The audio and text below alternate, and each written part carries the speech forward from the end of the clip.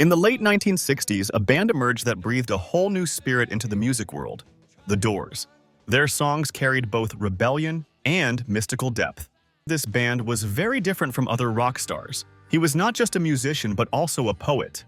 Though Jim Morrison looked like a rock star on stage, in his mind, he carried the dark and rebellious world of poets like Charles Baudelaire and Arthur Rimbaud.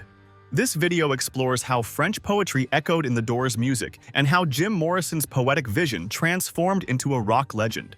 From a young age, Jim Morrison was deeply interested in classical literature and poetry. Baudelaire, Rimbaud, Nietzsche, William Blake, and Edgar Allan Poe were among his greatest inspirations. In particular, Baudelaire's The Flowers of Evil and Rimbaud's The Drunken Boat shaped his perspective on life and art. Baudelaire often depicted a world of melancholy, death, rebellion, and conflicting desires in his poetry. Many of the dark and erotic themes in The Doors' songs can also be found in Baudelaire's work. Rimbaud, on the other hand, was a poet who dived into the subconscious and pushed the limits of language through what he called the art of seeing. Morrison's trance-like states on stage and his hallucinatory lyrics were direct manifestations of Rimbaud's philosophy.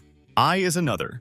Jim Morrison was not just The Doors' lead singer. He was striving to be a modern poet. That's why he didn't just sing at concerts.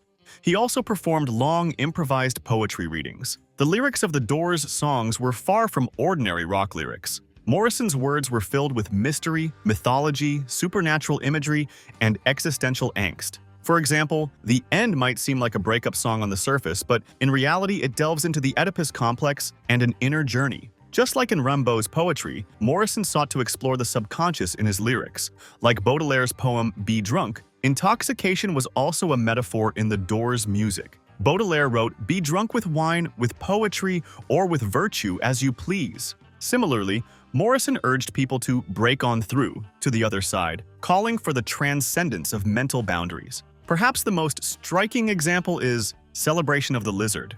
This song was written almost entirely as a poem, filled with imagery reminiscent of Baudelaire's dark alleys and Rimbaud's blurred line between madness and art. Arthur Rimbaud abandoned poetry entirely at the age of 19 and disappeared. When Jim Morrison turned 27, he moved to Paris, following in Rimbaud's footsteps. He no longer wanted to be a rock star. He wanted to fade away, just like Rimbaud. Settling in Paris, he wrote poetry, and soon his life ended as abruptly as a Rimbaud poem.